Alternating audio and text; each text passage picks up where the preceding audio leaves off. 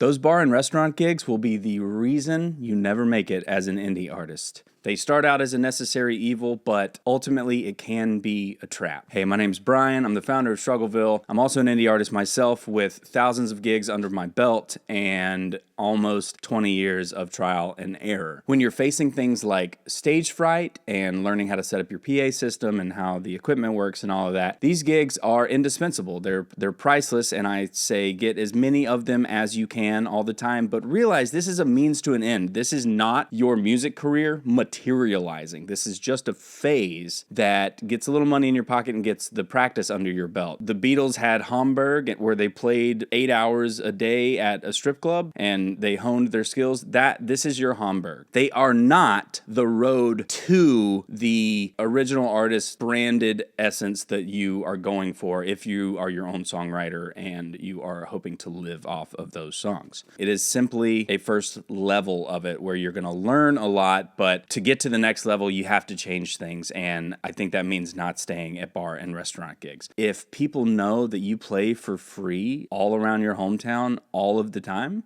they're much less likely to buy tickets to catch you at a more traditional music venue. But as musicians, our music is already consumable as a free product, pretty much, because of Spotify and streaming services like that. So to add another level of devaluation to your music by playing for free every single week is another way to show people that this doesn't cost money. This is not a thing you have to pay for. We teach people how to treat us, and if we treat our music as something that just deserves to be stuck in a corner of someone's dinner or someone's Friday night, that's how people are going to perceive us. Like I said, these gigs are perfect for the beginning of your music career and a way to cut your teeth and learn the ins and outs and network with your hometown. But I have seen some of the best singer-songwriters I've ever heard accidentally trade a chance at a real career for 4 to 7 nights playing as background for someone else's Friday night or God forbid, a Monday. As artists, we sell a free product, more or less. Our music is free, and what we really create is a vibe. It's an aesthetic. We are curators, and when we insert ourselves into a place that already has a dialed-in aesthetic, like our local Mexican restaurant or a pub or whatever, then the people going there are expecting that. It's really hard for you to exercise your sense of curation when you're in someone else's aesthetic.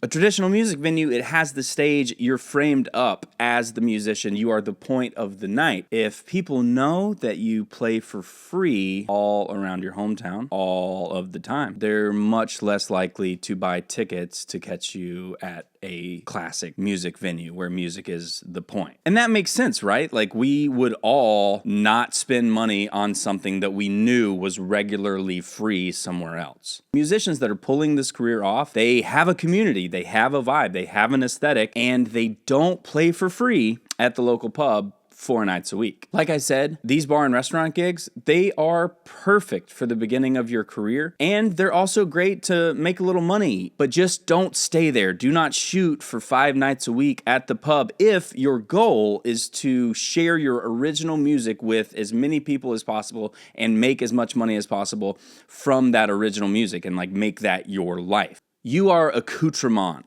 when you are in the corner of a bar. You are the background music for someone else's Friday or, God forbid, a Monday night. These gigs are valuable. There's a great point to them, but I think you're going to get a little bit further if you mix in open mics and networking with your fellow local songwriters and your local bands and setting up co-bills with them and getting good at marketing your original shows. I think leaning into your network is going to be much more lucrative in the long run than just leaning into every $150, $300 pub gig that you can get. Instead, growing your networking skills, growing your booking skills, growing those promotional skills, it's a harder path, but it's really more rewarding.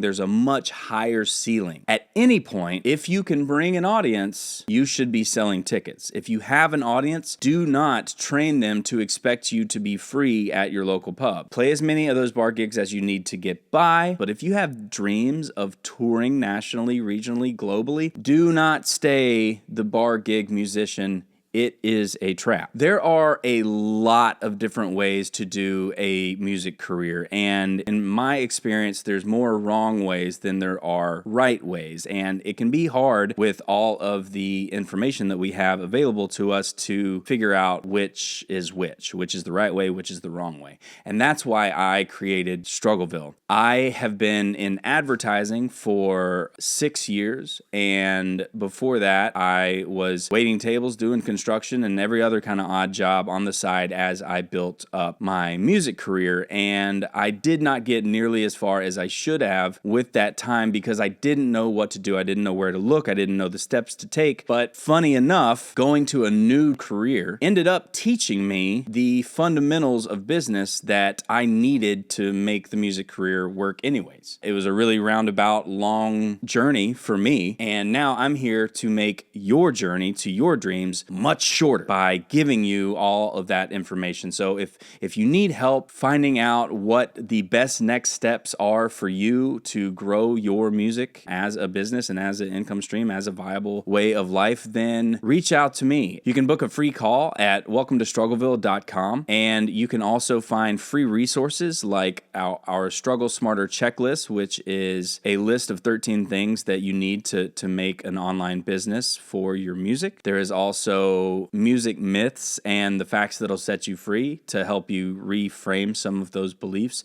And then you can also get our tech stack comparison sheet, which will help you compare the different softwares that you need to put an online infrastructure behind your music business.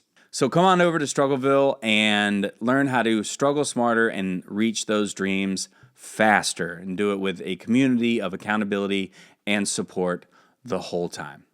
See you in Struggleville.